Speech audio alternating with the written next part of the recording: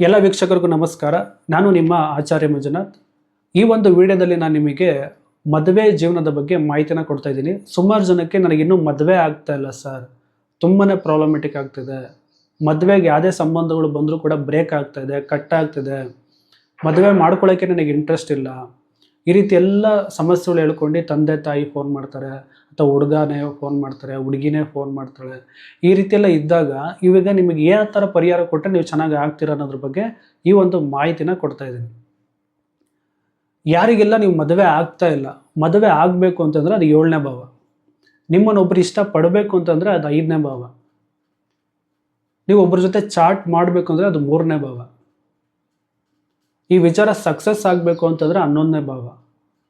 ನಿಮಗೆ ದೊಡ್ಡವರು ನಿಮಗೆ ಸಪೋರ್ಟ್ ಮಾಡಬೇಕಂದ್ರೆ 9ನೇ ಭಾವ. ಓಕೆನಾ? ಈ ಭಾವಗಳನ್ನ ನೀವು ಆ್ಯಕ್ಟಿವೇಟ್ ಮಾಡಬೇಕಷ್ಟೇ. ಯಾಕೆ ಮದುವೆ ಆಗ್ತಿಲ್ಲ ಅಂತಂದರೆ ನಿಮ್ಮ ಜಾತಕದಲ್ಲಿ ಎಲ್ಲಾದರೂ ಈ 4, 6, 8, 10, 12 ಈ ರೀತಿ ಕಾಂಬಿನೇಷನ್ ಇರೋದ್ರಿಂದನೇ ನಿಮಗೆ ಮದುವೆ ಆಗ್ತಿರಲ್ಲ. ಈ ರೀತಿ ಸಮಸ್ಯೆಗಳು ನಿಮಗೆ ಅಡ್ಡಿ ಮಾಡ್ತಾನೆ ಇರುತ್ತೆ. ಕೆಲವರಿಗೆ ಸರ್ ನಮಗೂ ಇಷ್ಟ ಆಯಿತು ಸರ್, ಅದು ಹುಡುಗನಿಗೆ ಇಷ್ಟ ಆಗಿಲ್ಲ, ಹುಡುಗನಿಗೆ ಇಷ್ಟ ಆಯಿತು ಸರ್, ಹುಡುಗಿಗೆ ಇಷ್ಟ ಆಗಿಲ್ಲ, ನಾವು ಒಪ್ತಿದ್ದೀವಿ ಸರ್ ಆದರೆ ಅವ್ರು ಒಪ್ತಾ ಇಲ್ಲ, ಸರ್ ಜಾತಕ ಮ್ಯಾಚಿಗೆ ಬಂದಿದೆ ಸರ್ ಅವ್ರ ಅಪ್ಪ ಅಮ್ಮ ಒಪ್ತಿಲ್ಲ. ಈ ರೀತಿ ಎಲ್ಲ ಸಮಸ್ಯೆಗಳು ಬರ್ತಾ ಇದೆ. ಇದೆಲ್ಲ ಇನ್ನೊಂದು ಕಾರಣ ಏನು ಅಂತಂದರೆ ಸುಮಾರು ಜನ ಹುಡುಗಿರು ಕಂಫರ್ಟೇಬಲ್ ಲೈಫನ್ನ ನೋಡ್ತಾ ಇದ್ದಾರೆ.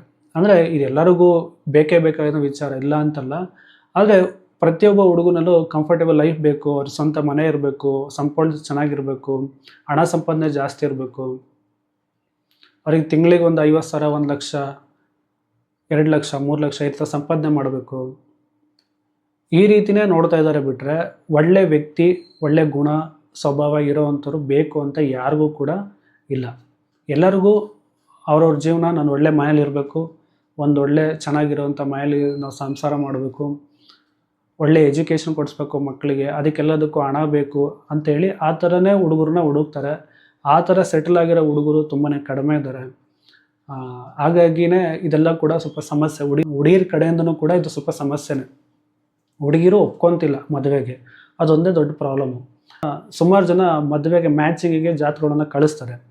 ಮ್ಯಾಚಿಂಗ್ ಆಗುತ್ತೆ, ಇದು ಚೆನ್ನಾಗಿದೆ ಅಂತ ನಾವು ಹೇಳ್ತೀವಿ, ಆದರೂ ಕೂಡ ಮದುವೆ ಆಗೋಲ್ಲ. ಯಾಕೆ ಆಗೋಲ್ಲ ಅಂತಂದರೆ ಹುಡುಗಿರು ಯಾರು ಒಪ್ಕೊಳ್ಳೋಕೆ ರೆಡಿ ಇಲ್ಲ. ಅಥವಾ ಹುಡುಗನ ಮನೆ ಕಡೆಯವ್ರು ತುಂಬ ರಿಚ್ ಆಗಿದ್ದಾರೆ ಅಂತಂದರೆ ಬಡ ಮನೆ ಹುಡುಗಿರನ್ನ ಅವ್ರು ತೊಗೊಂಡೋಗಿ ಮದುವೆ ಮಾಡ್ಕೊಳ್ಳಲ್ಲ. ಈ ರೀತಿ ಸಮಸ್ಯೆಗಳು. ಒಂದೇ ಕ್ಯಾಸ್ಟೇ ಅದರಲ್ಲೂ ಕೂಡ ಭೇದ ಭಾವ ಮಾಡೋರಿದ್ದಾರೆ. ಓಕೆನಾ? ಇದರೊಳಗೆ ಅದಿಲ್ಲ ಇದಿಲ್ಲ ಅಂತ. ಇವಾಗ ಲವ್ ಮಾಡಿ ಮ್ಯಾರೇಜ್ ಆದವರೇ ಚೆನ್ನಾಗಿದ್ದಾರೆ, ಜಾತಿ ಬಿಟ್ಟು ಮದುವೆ ಆದವರು ಕೂಡ ಚೆನ್ನಾಗಿದ್ದಾರೆ. ಒಂದೇ ಕ್ಯಾಸ್ಟಲ್ಲೇ ಮದುವೆ, ಒಂದೇ ಕ್ಯಾಸ್ಟಲ್ಲೇ ಇದ್ದಾರೆ, ಅವ್ರ ದೇವರುಗಳು ಬೇರೆ ಬೇರೆ ಅಂದ್ಬಿಟ್ಟು ದೂರ ಮಾಡ್ತಾರೆ, ಬೇಡ ಅಂತ ಹೇಳಿ ಬಿಟ್ಬಿಡ್ತಾರೆ. ಈ ರೀತಿ ಎಲ್ಲ ಪ್ರಾಬ್ಲಮ್ಸ್ಗಳು ಕೂಡ ನೀವು ಮದುವೆ ಜೀವನದಲ್ಲಿ ನೋಡಿರ್ತೀರ. ಅಥವಾ ಹುಡುಗಿಗೆ ಇಷ್ಟನೇ ಇರಲ್ಲ, ಅಥವಾ ಹುಡುಗನಿಗೆ ಮದುವೆ ಆಗಬೇಕಂತಲೇ ಇಂಟ್ರೆಸ್ಟ್ ಇರಲ್ಲ. ಅಪ್ಪ ಅಮ್ಮನ ಬಲವಂತ, ಅವನಿಗಿನ್ನೂ ಆಗ್ತಾ ಇಲ್ಲ, ಏಜ್ ಆಗ್ತಾ ಇದೆ ಅಂತ.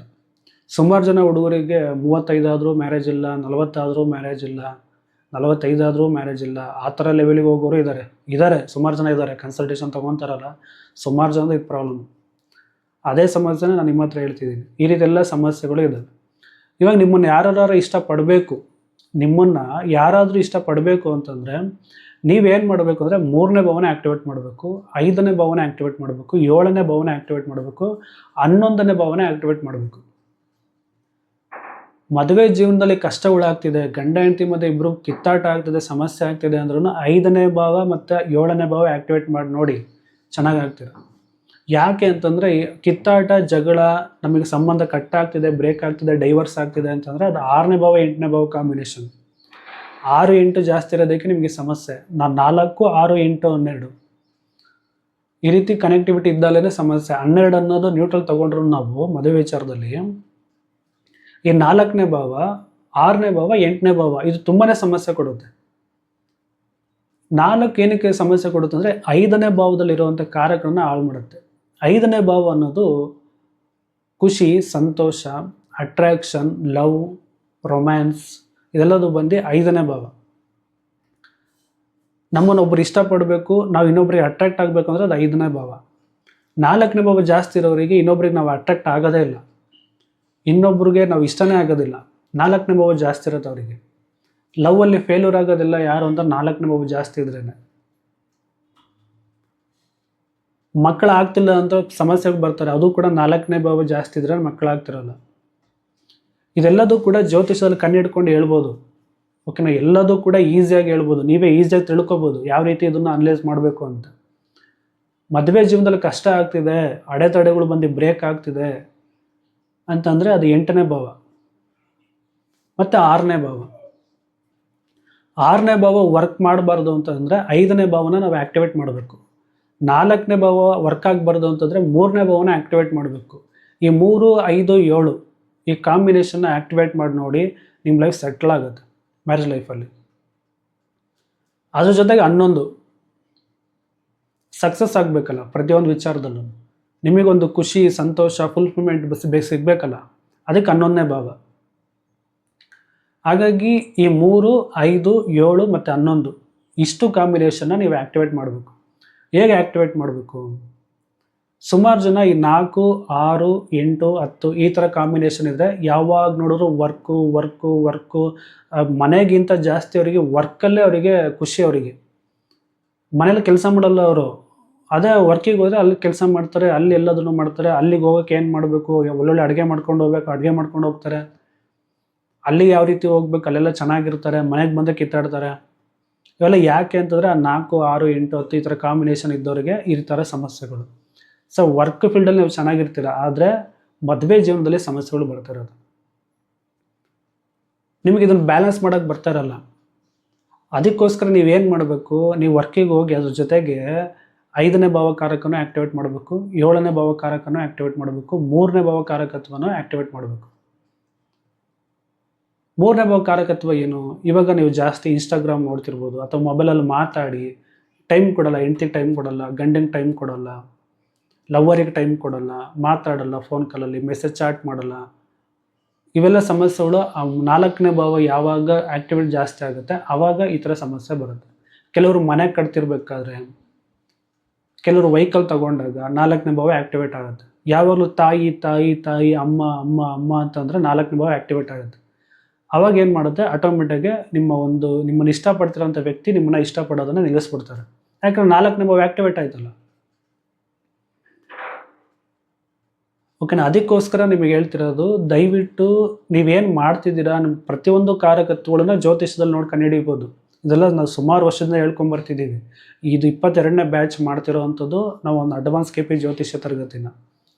ಇದು ಬಿಟ್ಟು ಪರಿಹಾರ ತರಗತಿಗಳು ಎಷ್ಟೊಂದು ಮಾಡಿದ್ದೀವಿ. ಈ ರೀತಿ ವಿಚಾರಗಳನ್ನು ನಮ್ಮ ಅಡ್ವಾನ್ಸ್ KP ಜ್ಯೋತಿಷದಲ್ಲೇ ಕಂಡುಹಿಡಿಯೋಕ್ಕೆ ಸಾಧ್ಯ. ಓಕೆನಾ, ಹಾಗಾಗಿ ಈ ವಿಚಾರವನ್ನು ತಿಳ್ಕೊಳ್ಳಿ. ಭಾವಕಾರಕ, ಗ್ರಹಕಾರಕ ತುಂಬ ಇಂಪಾರ್ಟೆಂಟು. ನಾವು ಯಾವಾಗಲೂ ಕೆಲಸ ಅಂತಿದ್ರೆ ಅದು 6ನೇ ಭಾವ ಆ್ಯಕ್ಟಿವೇಟ್ ಆಗಿಬಿಡುತ್ತೆ. ಆವಾಗ 7ನೇ ಭಾವದಲ್ಲಿರುವಂಥ ಕಾರಕತ್ವಗಳು ಹಾಳಾಗ್ಬಿಡುತ್ತೆ. ಮದುವೆ ಜೀವನ ಹಾಳಾಗುತ್ತೆ, ಮದುವೆ ಜೀವನದಲ್ಲಿ ಬ್ರೇಕಪ್ ಆಗುತ್ತೆ. ಗಂಡನ ಜೊತೆಗೋ ಹೆಂಡತಿ ಜೊತೆಗೋ ಅವ್ರು ಬೆರೆಯೋಕ್ಕೆ ಇಷ್ಟ ಇರೋಲ್ಲ, ಆದರೆ ಕೆಲಸದಲ್ಲಿ ಇರುವಂಥ ವ್ಯಕ್ತಿಗಳ ಜೊತೆ ಚೆನ್ನಾಗಿ ಬೆರೀತಿರ್ತಾರೆ. ಅವಾಗಲೂ ಕೂಡ ಸಮಸ್ಯೆ ಆಗುತ್ತೆ. ಓಕೆ, ನೀನು ನನಗೆ ಟೈಮ್ ಕೊಡ್ತಿಲ್ಲ, ನೀನು ಬೇರೆಯವ್ರಿಗೆ ಟೈಮ್ ಕೊಡ್ತಿದ್ಯಾ, ಅಲ್ಲಿ ಎಂಜಾಯ್ಮೆಂಟ್ ಮಾಡ್ತೀಯ, ಅಲ್ಲಿ ಚೆನ್ನಾಗಿದೆ, ಇಲ್ಲಿ ಮನೇಲಿ ಚೆನ್ನಾಗಿಲ್ಲ, ಮನೇಲಿ ಬಂದರೆ ಜಗಳ ಆಡ್ತೀಯ, ಕಿತ್ತಾಡ್ತೀಯ. ಏನಕ್ಕೆ? 6ನೇ ಭಾವ ಆ್ಯಕ್ಟಿವೇಟ್ ಆಗಿದೆ. ಇನ್ನೊಬ್ಬರ ಜೊತೆ ಸೇರೋಕ್ಕೆ ಇಷ್ಟ ಇಲ್ಲ, ಪಾರ್ಟ್ನರ್ ಜೊತೆ ಸೇರೋಕ್ಕೆ ಇಷ್ಟ ಇರಲ್ಲ. ಕೆಲಸ ಮಾಡೋ ಜಾಗದಲ್ಲಿ, ವರ್ಕ್ ಮಾಡೋ ಜಾಗದಲ್ಲಿ ಎಲ್ಲರ ಚೆನ್ನಾಗಿರ್ತಾರೆ, ಆದರೆ ಇಲ್ಲಿ ಬಂದಾಗ ಚೆನ್ನಾಗಿರಲ್ಲ. ಓಕೆನಾ, ಇದೆಲ್ಲ ಯಾಕೆ ಅಂದರೆ 6ನೇ ಭಾವ ಜಾಸ್ತಿ ಆ್ಯಕ್ಟಿವೇಟ್ ಆಗಿರೋರಿಗೆ ಈ ರೀತಿ ಸಮಸ್ಯೆ. ಇವಾಗ ನೋಡಿ, ಫಿಲಮ್ ಆ್ಯಕ್ಟರ್ ತಗೊಳ್ಳಿ, ಅಥವಾ ಇಲ್ಲ ಅಂತಂದರೆ ಲವ್ ಮಾಡೋವಂಥ ಹುಡುಗಿರನ್ನ ತಗೊಳ್ಳಿ. ಅವ್ರು ಯಾವಾಗಲೂ ಮಾತಾಡ್ತಾ ಇರ್ತಾರೆ, ಯಾವಾಗಲೂ ಅವ್ರನ್ನ ಇಷ್ಟಪಡ್ತಾರೆ, ಅಲ್ಲಿ ಕರ್ಕೊಂಡು ಹೋಗ್ತಾರೆ, ಎಂಜಾಯ್ಮೆಂಟ್ ಮಾಡ್ತಾರೆ, ತಿರುಗಾಡ್ತಾರೆ, ಅವ್ರ ಲೈಫ್ ಚೆನ್ನಾಗಿರುತ್ತೆ. ಯಾಕಂದರೆ 5ನೇ ಭಾವ ಆ್ಯಕ್ಟಿವೇಟ್ ಮಾಡ್ತಾರೆ. 3, 5, 7, 9 ಇದು ಆ್ಯಕ್ಟಿವೇಟ್ ಮಾಡ್ಕೊಂಡಿರ್ತಾರೆ ಅವರು. ಹೆಂಡತಿ ಜೊತೆಗೆ ಟೈಮ್ ಸ್ಪೆಂಡ್ ಮಾಡ್ತಾರೆ, 7ನೇ ಭಾವ ಆ್ಯಕ್ಟಿವೇಟ್ ಆಗುತ್ತೆ. ಗಂಡನ ಜೊತೆ ಟೈಮ್ ಸ್ಪೆಂಡ್ ಮಾಡ್ತಾರೆ, 7ನೇ ಭಾವ ಆ್ಯಕ್ಟಿವೇಟ್ ಆಗುತ್ತೆ. ನಾನು ಗಂಡನ ಜೊತೆ ಟೈಮ್ ಸ್ಪೆಂಡ್ ಮಾಡೋಕ್ಕೆ ನನಗೆ ಟೈಮ್ ಇಲ್ಲ, ನನಗೆ ವರ್ಕೇ ನನಗೆ ಇಂಪಾರ್ಟೆಂಟು ಅಂತ ಯಾವಾಗ ಹೋಗ್ತೀರಾ, 6ನೇ ಭಾವ ಆ್ಯಕ್ಟಿವೇಟ್ ಆಗೋದು. ಯಾವಾಗಲೂ ಎನಿ ಟೈಮ್ ವರ್ಕು 4ನೇ ಭಾವ ಜೊತೆ ಸೇರಿಕೊಂಡ್ರೆ ಜಾಸ್ತಿ ಹೆವಿ ಕೆಲಸ ಅದು. ಓಕೆನಾ, ಹಾಗಾಗಿ ಏನಾಗುತ್ತೆ, ಅಲ್ಲಿ ಕಮ್ಯುನಿಕೇಷನ್ ಬ್ರೇಕ್ ಆಗುತ್ತೆ, ಲವ್ ಅನ್ನೋ ಒಂದು ರಿಲೇಷನ್ಶಿಪ್ಪು ಕೂಡ ಬ್ರೇಕ್ ಆಗುತ್ತೆ, 5ನೇ ಭಾವನೂ ಬ್ರೇಕ್ ಆಗುತ್ತೆ. ಅವಾಗ ಏನಾಗುತ್ತೆ, ನಿಮಗೆ ನಿಮ್ಮ ಮೇಲೆ ಲವ್ ಹೋಗುತ್ತೆ, ನಿಮ್ಮಲ್ಲಿರುವಂಥ ಕಾಳಜಿ ಹೋಗುತ್ತೆ, ನಿಮ್ಮಲ್ಲಿರುವಂಥ ಕೇರು ಹೋಗುತ್ತೆ. ಆಟೋಮೆಟಿಕ್ಕಾಗಿ ಇಬ್ಬರಲ್ಲೂ ದೂರ ಆಗ್ತಾರೆ. ಅದಕ್ಕೋಸ್ಕರ ನಾನು ಏನು ಹೇಳ್ತಿದ್ದೀನಪ್ಪ ಅಂತಂದರೆ, ನೀವು ವರ್ಕ್ ಮಾಡಿ, ಅದ್ರ ಜೊತೆಗೆ ನಿಮ್ಮ ಪಾರ್ಟ್ನರಿಗೂ ಕೂಡ ವ್ಯಾಲ್ಯೂ ಕೊಡಿ. ಅವರು ಕೂಡ ತುಂಬ ಇಂಪಾರ್ಟೆಂಟು. ಸುಮಾರು ಜನ ಬರೀ ವರ್ಕ್ ಅಂತ ಇರ್ತಾರೆ. ಅದೇ ಥರ ಮದುವೆ ಆಗ್ತಾ ಇಲ್ಲ ನಿಮಗೆ ಅಂತ ಅಂದಾಗೂ ಕೂಡ ನಾವು 5ನೇ ಭಾವ, 3ನೇ ಭಾವ, 7ನೇ ಭಾವ ಇದನ್ನು ಆ್ಯಕ್ಟಿವೇಟ್ ಮಾಡಬೇಕು. ಇವಾಗ ಒಂದು ಒಳ್ಳೊಳ್ಳೆ ಫೋಟೋಗಳನ್ನು ತಗೋಬೇಕು ನೀವು. ತಿರುಗಾಡಬೇಕು ಸ್ವಲ್ಪ. ಒಳ್ಳೊಳ್ಳೆ ಡ್ರೆಸ್ ಮಾಡಬೇಕು. ಇನ್ನೊಬ್ಬರಿಗೆ ನಾವು ಇಷ್ಟ ಆಗಬೇಕು ಅಂದರೆ 5ನೇ ಭಾವ ಒಳ್ಳೊಳ್ಳೆ ಡ್ರೆಸ್ ಮಾಡ್ಕೊಂಡು ತಿರುಗಾಡೋವಂಥದ್ದು. ಓಕೆನಾ? ಚೆನ್ನಾಗಿ ಕಾಣಿಸ್ಬೇಕು. ಚೆನ್ನಾಗಿ ತೆಗ್ದು ಒಂದು ಸೆಲ್ಫಿ ಫೋಟೋಸ್ಗಳೆಲ್ಲ ತೆಗೆದುಬಿಟ್ಟು ಇನ್ಸ್ಟಾಗ್ರಾಮಲ್ಲಿ, ಫೇಸ್ಬುಕ್ಕಲ್ಲಿ ನಿಮ್ಮ ಡಿ ಪಿಗೆ ಈ ಥರ ಎಲ್ಲ ಹಾಕಬೇಕು. ಸುಮಾರು ಜನ ಡಿ ಪಿಗೆ ಬರೀ ಕಂಡೋರ್ ಫೋಟೋನೋ ಅಥವಾ ಇಲ್ಲಾಂತಂದ್ರೆ ಯಾವುದೋ ದೇವ್ರ ಫೋಟೋನೋ ಇನ್ಯಾವುದೋ ಹಾಕ್ಕೊಂಡಿರ್ತಾರೆ ವಾಟ್ಸಪ್ ಡಿ ಪಿಗೆ. ನಿಮ್ಮ ಫೋಟೋ ಫಸ್ಟ್ ಹಾಕ್ಕೊಳ್ಳಿ. ಯಾಕೆ ಅಂತಂದರೆ ನಿಮ್ಮನ್ನು ನೀವು ಇನ್ನೊಬ್ರಿಗೆ ತೋರಿಸ್ಕೊಳ್ಳೋಕ್ಕೆ ನಿಮಗೆ ಇಷ್ಟ ಇಲ್ಲ ಅಂತ ಅಂದಮೇಲೆ ನಿಮಗೆ ಪ್ರಕೃತಿ ಹೆಂಗೆ ಸಪೋರ್ಟ್ ಮಾಡುತ್ತೆ? ಫಸ್ಟು ನೀವು ಯಾರು, ನೀವೇನು, ನೀವು ಅದರೊಳಗೆ ಇರೋದಿಲ್ಲ ಅಂತ ಫಸ್ಟು ಬೇರೆಯವ್ರಿಗೆ ತೋರಿಸ್ಕೊಳ್ಳೋಕೆ ನೀವು ರೆಡಿಯಾಗಿ, ನೀವು ಎಕ್ಸ್ಪೋಸ್ ಆಗೋಕ್ಕೆ ನೀವು ರೆಡಿ ಇಲ್ಲ ಅಂತ ಅಂದಾಗ ಪ್ರಕೃತಿ ನಿಮಗೆ ಸಪೋರ್ಟ್ ಮಾಡಲ್ಲ. ಸುಮಾರು ಜನ ಡಿ ಪಿ ಫೋಟೋನೇ ಹಾಕಲ್ಲ ವಾಟ್ಸಪ್ ಡಿ ಪಿಗೆ. ಓಕೆನಾ? ಎಲ್ಲೋ ಅವ್ರದ್ದೊಂದು ಫೋಟೋ ಇರಲ್ಲ ಕರೆಕ್ಟಾಗಿ. ಈ ಥರಗೆಲ್ಲ ಯಾವ ಹೆಣ್ಣನ್ನು ಕೂಡ ಸಿಗಲ್ಲ, ಯಾರು ಕೂಡ ಇಷ್ಟಪಡಲ್ಲ. ಹುಡುಗಿಯರಿಗೆ ಇಷ್ಟ ಆಗೋ ರೀತಿ ಹುಡುಗರು ಇರಬೇಕು, ಹುಡುಗರಿಗೆ ಇಷ್ಟ ಆಗೋ ರೀತಿ ಹುಡುಗಿರು ಇರಬೇಕು. ಆವಾಗಲೇ ಲೈಫ್ ಚೆನ್ನಾಗಿರೋಕ್ಕೆ ಸಾಧ್ಯ. ಗಂಡ ಹೆಂಡತಿ ವಿಚಾರದಲ್ಲೂ ಅಷ್ಟೇ. ಗಂಡ ಹೆಂಡತಿ ಅನ್ನೋದು ಒಂದು ಬ್ಯಾಲೆನ್ಸಿಂಗ್ ಅದು. ಓಕೆನಾ? ಇಲ್ಲಿ ಯಾರು ಮೇಲೂ ಅಲ್ಲ, ಯಾರು ಕೆಳಗಡೆನೂ ಇಲ್ಲ. ಓಕೆನಾ? ಇಬ್ಬರು ಕೂಡ ಈಕ್ವಲ್ಲು. ಓಕೆನಾ? ಗಂಡ ಹೊರಗಡೆ ಕೆಲಸ ಮಾಡಿದ್ರೆ ಹೆಂಡತಿ ಮೇಲೆ ಕೆಲಸ ಮಾಡ್ತಾಳೆ. ಓಕೆನಾ? ಪ್ರತಿಯೊಬ್ಬರು ಒಂದು ಈಕ್ವಲ್ ಆದಂಥ ಒಂದು ವಿಚಾರ. ಅದಕ್ಕೆ ಲಗ್ನ ಭಾವಕ್ಕೆ ಆಪೋಸಿಟ್ ಭಾವ ಯಾವುದು ಅಂದರೆ 7ನೇ ಭಾವ. ಓಕೆನಾ? ಸಮಸಪ್ತಮ ಭಾವ ಅಂತ ತಗೋತೀನಿ ನಾವು ಕೆ ಪಿನಲ್ಲಿ. ಓಕೆನಾ? ಒಂದಕ್ಕೊಂದು ಬ್ಯಾಲೆನ್ಸಿಂಗ್ ಆಗಿರ್ತಾರೆ ಅವ್ರು ಯಾವಾಗಲೂ ಕೂಡ. ಬರೀ ಹಣ ಸಂಪಾದನೆ ಮಾಡ್ತಾನೆ ಅಂದ ತಕ್ಷಣ ಗಂಡಂಗೆ ಜಾಸ್ತಿ ಇದೆ, ಹೆಂಡತಿ ಆ ಥರ ಇಲ್ಲ. ಬರೀ ಸಂಪಾದನೆ ಮಾಡ್ಕೊಂಡಿದ್ದು ಮನೆಗೆ ಬಂದು ಕೆಲಸ ಮಾಡೋಕ್ಕಾಗತ್ತೆ, ಹೆಂಡತಿ ಮಾಡೋ ಕೆಲಸ ಮಾಡೋಕ್ಕಾಗಲ್ಲ. ಗಂಡ ಮಾಡೋ ಕೆಲಸ ಹೆಂಡತಿ ಮಾಡೋಕ್ಕಾಗತ್ತಂದ್ರೆ ಮಾಡೋಕ್ಕಾಗಲ್ಲ. ಹಾಗಾಗಿ ಇಬ್ಬರಲ್ಲೂ ಒಂದು ಸರಿ ಸಮಾನ ಆದಂಥ ವಿಚಾರ ಇರುತ್ತೆ. ಅದನ್ನೇ ಸಮಸಪ್ತಮ ಭಾವ ಅಂತ ತಗೊಳ್ತೀವಿ. 1 ಮತ್ತು 7. 1 ಅಂದರೆ ನೀವು, 7 ಅಂದರೆ ನಿಮ್ಮ ಪಾರ್ಟ್ನರ್. ಹಾಗಾಗಿ ನೀವು ಯಾವಾಗಲೂ ನಿಮ್ಮ ಹೆಂಡತಿಗೆ ಒಂದು ಗೌರವ ಅನ್ನೋದು ಕೊಡಬೇಕು. ಅವ್ರಿಗೆ ಒಂದು ಟೈಮ್ ಕೊಡಬೇಕು, ಅವ್ರ ಜೊತೆಗೆ ಮಾತಾಡಬೇಕು, ಕೇರ್ ಮಾಡಬೇಕು. ಎಷ್ಟೇ ಕೆಲಸ ಇದ್ರೂ ಅವ್ರ ಜೊತೆಗೆ ಮಾತಾಡಬೇಕು, ಕಮ್ಯುನಿಕೇಷನ್ ಮಾಡಬೇಕು. ಅದೇ ಥರ ಬರೀ ಗಂಡಂಗಿದ್ರೆ ಸಾಕಲ್ಲ. ಇಲ್ಲಿ ಹೆಂಗಾಗ್ಬಿಡುತ್ತೆ ಅಂತಂದರೆ ಗಂಡಂಗಿದೆ, ನಾನು ವೀಡಿಯೋ ಮಾಡ್ತಿದ್ದೀನಿ, ಇದು ಅರ್ಥ ಮಾಡ್ಕೊತೀರಾ, ನೀವು ಅದು ಫಾಲೋ ಮಾಡ್ತೀರಾ. ಹೆಂಡತಿ ಫಾಲೋ ಮಾಡ್ತಾರೆ, ಗಂಡ ಫಾಲೋ ಮಾಡಲ್ಲ. ಇದೇ ಪ್ರಾಬ್ಲಮ್ಮು. ಗಂಡನೂ ಫಾಲೋ ಮಾಡಬೇಕು, ಹೆಂಡ್ತಿನೂ ಫಾಲೋ ಮಾಡಬೇಕು. ಇಬ್ಬರಿಗೂ ಕೂಡ ಈ ವಿಚಾರ ಅರ್ಥ ಆಗಬೇಕು. ಎಲ್ಲರ ಲೈಫಲ್ಲಿ ಇದೇ ನಡೀತಿರೋದು. ಹೆಂಡತಿ ಅರ್ಥ ಮಾಡ್ಕೊತಾಳೆ, ಗಂಡ ಅರ್ಥ ಮಾಡ್ಕೊಳ್ಳಲ್ಲ. ಗಂಡಂಗೆ ಇಷ್ಟ ಇರುತ್ತೆ, ಆದರೆ ಹೆಂಡತಿ ಅರ್ಥ ಮಾಡ್ಕೊಳ್ಳಲ್ಲ. ಈ ಒಂದು ಕಮ್ಯುನಿಕೇಷನ್ ಪ್ರಾಬ್ಲಮ್ಮು, ಈ ಒಂದು ಅಂಡರ್ಸ್ಟ್ಯಾಂಡಿಂಗ್ ಇಲ್ಲದಿರೋದೇ ಒಂದು ದೊಡ್ಡ ಸಮಸ್ಯೆ. ಲವ್ ಮಾಡೇ ಮ್ಯಾರೇಜ್ ಆದವ್ರೂ ಕೂಡ ಬಿಟ್ಟೋಗೋರು ಇದ್ದಾರೆ, ಅರೇಂಜ್ ಮ್ಯಾರೇಜ್ ಆದವರು ಬಿಟ್ಟೋಗೋರು ಇದ್ದಾರೆ. ಯಾಕೆಂದರೆ ಕರೆಕ್ಟಾಗಿ ಒಂದು ಕಮ್ಯುನಿಕೇಷನ್ ಚೆನ್ನಾಗಿಲ್ಲ ಇಬ್ಬರ ಮಧ್ಯೆ, ಒಂದು ಅಂಡರ್ಸ್ಟ್ಯಾಂಡಿಂಗ್ ಚೆನ್ನಾಗಿ ಬರ್ತಿಲ್ಲ. ಓಕೆ, ಮದುವೆ ಜೀವನದಲ್ಲಿ ಸಮಸ್ಯೆನೇ ಬರಬಾರ್ದು ಅಂತಂದರೆ ಇದು ನಾನು ಏನು ಹೇಳಿದೆ, 5ನೇ ಭಾವ, 7ನೇ ಭಾವ ಮತ್ತು 3ನೇ ಭಾವ ಆ್ಯಕ್ಟಿವೇಟ್ ಮಾಡಿ. ಒಂದೊಳ್ಳೆ ಮೂವಿ ಕರ್ಕೊಂಡೋಗಿ, ನಿಮ್ಮ ಮಿಸ್ಸಸ್ಸನ್ನಾಗಿರ್ಬೋದು, ನೀವು ಪ್ರೀಸೋ ಹುಡುಗಿನಾಗಿರ್ಬೋದು, ಒಳ್ಳೆ ಪಾರ್ಕಿಗೆ ಕರ್ಕೊಂಡೋಗಿ, ಮಾಲಿಗೆ ಕರ್ಕೊಂಡೋಗಿ, ಶಾಪಿಂಗ್ ಮಾಡಿ, ಒಳ್ಳೆ ಮೂವಿಗೆ ಹೋಗಿ, ಒಳ್ಳೆ ಥಿಯೇಟರ್ಗಳಿಗೆ ಹೋಗಿ, ಇಬ್ಬರ ಜೊತೆ ಕೂತ್ಕೊಂಡು ನೋಡಿ. ನಿಮಗೆ 5ನೇ ಭಾವ, 7ನೇ ಭಾವ, 3ನೇ ಭಾವ ಎಲ್ಲ ಆ್ಯಕ್ಟಿವೇಟ್ ಆಗುತ್ತೆ. ಓಕೆನಾ? ಈ ರೀತಿ ಎಲ್ಲ ಮಾಡಬೇಕು. ಓಕೆ, ನನಗಿನ್ನೂ ಮದುವೆ ಆಗ್ತಿಲ್ಲ, ನನಗೆ ಯಾರು ಪಾರ್ಟ್ನರೇ ಇಲ್ಲ. ನೀವು ಕೂಡ ಆದ್ರೂ ಅಷ್ಟೇ ಒಳ್ಳೊಳ್ಳೆ ಫೋಟೋ ತೊಗೊಳ್ಳಿ, ನಿಮ್ಮ ಒಂದು ವಾಟ್ಸಪ್ಪಿಗೆ ಹಾಕಿ, ಡಿ ಪಿಗೆ ಹಾಕಿ, ಫೇಸ್ಬುಕ್ಕಲ್ಲಿ ಹಾಕ್ಕೊಳ್ಳಿ, ಇನ್ಸ್ಟಾಗ್ರಾಮಲ್ಲಿ ಹಾಕ್ಕೊಳ್ಳಿ. ಕೆಲವರು ಇದ್ದಾರೆ, ಸುಮಾರು ಜನರು ನೋಡ್ತಿರ್ತೀನಿ. ಒಂದು ಹುಡುಗಿ ಒಂದು ಪ್ರೊಫೈಲ್ ಕಳಿಸ್ಬೇಕು ಅಂತಂದರೆ ಆ ಪ್ರೊಫೈಲಲ್ಲಿ ಅವ್ರ ಫೋಟೋನೇ ನೆಟ್ಟಿಗಿರಲ್ಲ. ಬಿಕ್ರಿ ಥರ ಒಂದು ಫೋಟೋ ಕಳಿಸ್ಬಿಡ್ತಾರೆ ಹುಡುಗರು. ಈ ಥರ ಎಲ್ಲ ನಾನು ಇರೋದು ಹಿಂಗೆ ಒಪ್ಕೊಳ್ಳಿ ಅಂತ. ಈ ಥರ ಯಾರೂ ಒಪ್ಕೊಳ್ಳಲ್ಲ. ಇವಾಗಲೇ ಹೇಳ್ತೀನಿ ಕೇಳಿ, ಯಾರೂ ಒಪ್ಕೊಳ್ಳಲ್ಲ. ನೆಟ್ಟಿಗೆ ಒಂದು ಒಳ್ಳೆ ಫೋಟೋ, ಒಂದು ಒಳ್ಳೆ ಫೋಸು ಇರಬೇಕು. ಫಸ್ಟ್ ಟೈಮ್ ನೋಡಿದಾಗ ಅವ್ರು ಏನು ಇಂಪ್ರೆಸ್ ಆಗ್ತಾರೋ ಅದೇ ಲೈಫ್ ಟೈಮ್ವರೆಗೂ ಇರುತ್ತೆ. ಇದನ್ನು ಯಾವಾಗಲೂ ತಿಳ್ಕೊಬೇಕು. ಈ ರೀತಿ ಗೈಡ್ ಮಾಡೋರೇ ಯಾರೂ ಇಲ್ಲ ನಿಮ್ಗೆ ಯಾರಿಗೂ. ಅದೊಂದು ದೊಡ್ಡ ಪ್ರಾಬ್ಲಮ್ಮು.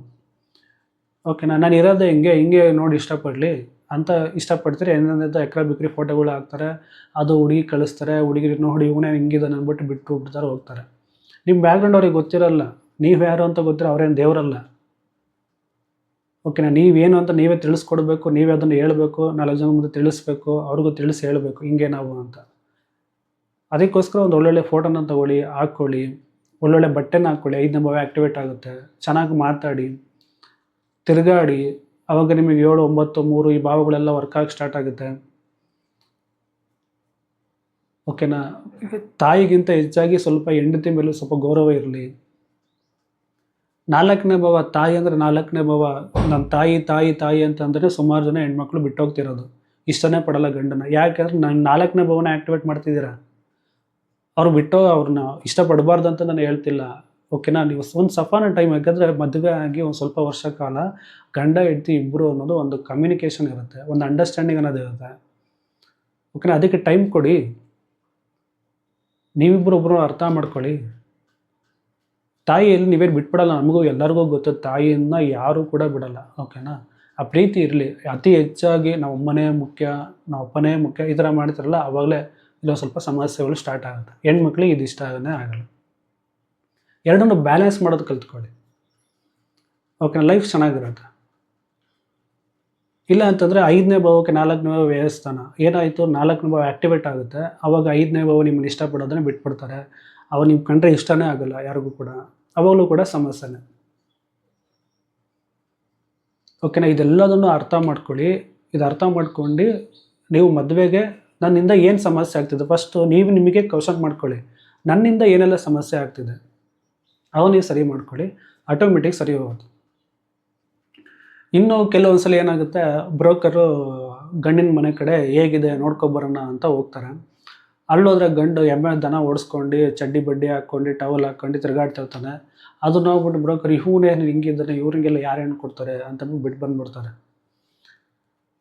ಓಕೆ. ನಾವು ಸ್ವಲ್ಪ ಸ್ಟ್ಯಾಂಡರ್ಡಾಗಿ ನೀವು ಮೇಂಟೈನ್ ಮಾಡಬೇಕು. ಓಕೆನಾ. ಇದೆಲ್ಲದನ್ನು ನೀವು ಮಾಡಬೇಕು ಅಂದರೆ ನಿಮಗೆ 3ನೇ ಭಾವ 5ನೇ ಭಾವ 7ನೇ ಭಾವ ಇದೆಲ್ಲ ಆ್ಯಕ್ಟಿವೇಟ್ ಆಯಿತು ಅಂತಂದರೆ ಆಟೋಮೆಟಿಕ್ ನೀವು ಇದೆಲ್ಲ ಮಾಡೋಕ್ಕೆ ಸ್ಟಾರ್ಟ್ ಮಾಡ್ತೀರಾ. ಇದೆಲ್ಲ ಮಾಡಿದ್ರೆ ನಿಮಗೆ ಈ ಭಾವಗಳು ಆ್ಯಕ್ಟಿವೇಟ್ ಆಗುತ್ತೆ. ಕೆಲಸ ಜೊತೆಗೆ ಅದ್ರ ಜೊತೆಗೆ ಇದನ್ನು ಕೂಡ ಮೇಂಟೈನ್ ಮಾಡ್ಕೊತ ಬರಬೇಕು. ಓಕೆನಾ. ಈಕ್ವಲ್ಲಾಗಿ ಅದನ್ನು ಮಾಡ್ಕೊಂಡು ಬರ್ತಾ ಇದ್ದರೆ ನಿಮ್ಗೆ ಆಟೋಮೆಟಿಕ್ ಚೆನ್ನಾಗಾಗ್ತಾ ಹೋಗ್ತೀರಾ. 9ನೇ ಭಾವನ ಆ್ಯಕ್ಟಿವೇಟ್ ಮಾಡಬೇಡಿ, ಕೆಲಸ ಹೋಗ್ಬಿಡುತ್ತೆ, ಉದ್ಯೋಗ ಹೋಗ್ಬಿಡುತ್ತೆ. ನೀವೇನು ಮಾಡಬೇಕು, 3ನೇ ಭಾವ 7ನೇ ಭಾವ 5ನೇ ಭಾವ ಈ ಭಾವಗಳನ್ನು ಆ್ಯಕ್ಟಿವೇಟ್ ಮಾಡಿ. 11ನೇ ಭಾವ ಸಕ್ಸಸ್ ಆಗಬೇಕು ಎಲ್ಲ ವಿಚಾರದಲ್ಲೂ ಅಂತ ಅನ್ನೋದು. ಕಸ್ಪಲ್ ಸಬ್ಲಾಡ್ ಯಾವುದು ಅಂತ ನೋಡಿ, ಭಾವ ಸಿಗ್ನಿಫಿಕೇಟರ್ ಓಪನ್ ಮಾಡಿ ಕಸ್ಪಲ್ ಸಬ್ಲಾಡ್ ಯಾವುದು ಅಂತ ಚೆಕ್ ಮಾಡಿ ಅದರೊಳಗೆ ಬರೋವಂಥ 3ನೇ ಭಾವ ಅಧಿಪತಿ ಯಾರು. 3ನೇ ಭಾವಕ್ಕೆ ಒಂದು ಗ್ರಹ ಬಂದಿರುತ್ತೆ, ಆ ಗ್ರಹ ಯಾವುದು ಆ ಗ್ರಹನ ತಗೊಳ್ಳಿ. 5ನೇ ಭಾವಕ್ಕೆ ಒಂದು ಗ್ರಹ ಬಂದಿರುತ್ತೆ, ಆ ಗ್ರಹದ ಕಾರಕತ್ವ. 3ನೇ ಭಾವಕ್ಕೆ ಬಂದಿರೋಂಥ ಕಾರಕತ್ವ, 7ನೇ ಭಾವಕ್ಕೆ ಬಂದಿರೋ ಕಾರಕತ್ವ, 11ನೇ ಭಾವಕ್ಕೆ ಬಂದಿರೋಂಥ ಕಾರಕತ್ವ, ಅದನ್ನು ಆ್ಯಕ್ಟಿವೇಟ್ ಮಾಡಿ. ಇಲ್ಲಿ ಇನ್ನೊಂದು ಕೆಲವರಿಗೆ ಇನ್ನೂ ಸ್ವಲ್ಪ ಸಮಸ್ಯೆ ಇರುತ್ತೆ. ಅಂದರೆ ಅದೇ ಗ್ರಹ ಇವಾಗ 5ನೇ ಭಾವಕ್ಕೂ 6ಕ್ಕೂ 7ಕ್ಕೂ 8ಕ್ಕೆ ಇದೆಲ್ಲ ಕನೆಕ್ಟಿವಿಟಿ ಇತ್ತು ಅಂದರೆ ಅದನ್ನು ಬಿಟ್ಟಕ್ಕೆ ಹೋಗ್ಬೇಡಿ. ಓಕೆನಾ. ಅದನ್ನು ನೀವು ನಮ್ಮ ಹತ್ರ ಕನ್ಸಲ್ಟೇಷನ್ ತೊಗೊಂಡು ಕೇಳಿ, ಅಥವಾ ಇಲ್ಲ ಅಂತಂದರೆ ಜ್ಯೋತಿಷ್ಯ ಕಲಿಬೇಕು ಅಂತ ಹೇಳಿದ್ರೆ ಕಲಿತಾಗ ನಿಮ್ಗೆ ಅದು ಗೊತ್ತಾಗುತ್ತೆ. ಓಕೆನಾ. ಆ ರೀತಿ ಕಾಂಬಿನೇಷನ್ ಇದ್ದಾಗ ತಾಳಕ್ಕೆ ಹೋಗ್ಬೇಡಿ. ಓಕೆನಾ. ಹುಡುಗಿರಿಗೆ ಕುಜ ಚೆನ್ನಾಗಿರಬೇಕು, ಹುಡುಗರಿಗೆ ಶುಕ್ರ ಚೆನ್ನಾಗಿರಬೇಕು ಜಾತಕದಲ್ಲಿ. ಇನ್ನರ್ ಭಾವಕ್ಕೆ ಕನೆಕ್ಟಿವಿಟಿ ಇತ್ತಾ, ನಿಮ್ಮ ಹತ್ರ ಹಣ ಇರಲಿ ಬಿಡಲಿ ನಿಮ್ಮನ್ನು ಚೆನ್ನಾಗಿ ಇಷ್ಟಪಡ್ತಾರೆ, ಚೆನ್ನಾಗಿ ಖುಷಿಯಾಗಿ ನೋಡ್ಕೋತಾರೆ. ಅದೇ ಔಟರ್ ಭಾವ ಇತ್ತು ಅಂತ ಅಂದ್ಕೊಳ್ಳಿ, ನಿಮ್ಮ ಹತ್ರ ಹಣ ಇದ್ದರೆ ಮಾತ್ರ ಅವ್ರು ನಿಮ್ಮ ಜೊತೆಗೆ ಇರ್ತಾರೆ, ಇಲ್ಲ ಅಂತಂದರೆ ಇರೋಲ್ಲ. ಓಕೆನಾ. ಈ ರೀತಿ ತುಂಬ ವಿಚಾರಗಳನ್ನು ನಾನು ತರಗತಿಗಳಲ್ಲಿ ತಿಳಿಸ್ಕೊಡ್ತೀನಿ. ಇದೇ ಥರ ಡೀಪಾಗಿ ವಿಚಾರಗಳನ್ನು ತಿಳ್ಕೊಳ್ಳೋಣ. ಯಾರಿಗೆಲ್ಲ ಇಂಟ್ರೆಸ್ಟ್ ಇರೋವಂಥವ್ರು ಆಗಸ್ಟ್ 24ನೇ ತಾರೀಕು ಸೋಮವಾರದಿಂದ ತರಗತಿ ಸ್ಟಾರ್ಟ್ ಆಗುತ್ತೆ. ಅಡ್ವಾನ್ಸ್ KP ಜ್ಯೋತಿಷ್ಯ ತರಗತಿಗೆ ಜಾಯ್ನ್ ಆಗಿ ನಿಮಗೆ ತುಂಬ ವಿಚಾರಗಳನ್ನು ತಿಳಿಸ್ಕೊಡ್ತೀನಿ. ಓಕೆ. ಇಷ್ಟು ಹೇಳ್ತಾ ವಿಡಿಯೋನ ಮುಗಿಸ್ತಿದ್ದೀನಿ. ಎಲ್ಲರಿಗೂ ಕೂಡ ಧನ್ಯವಾದಗಳು.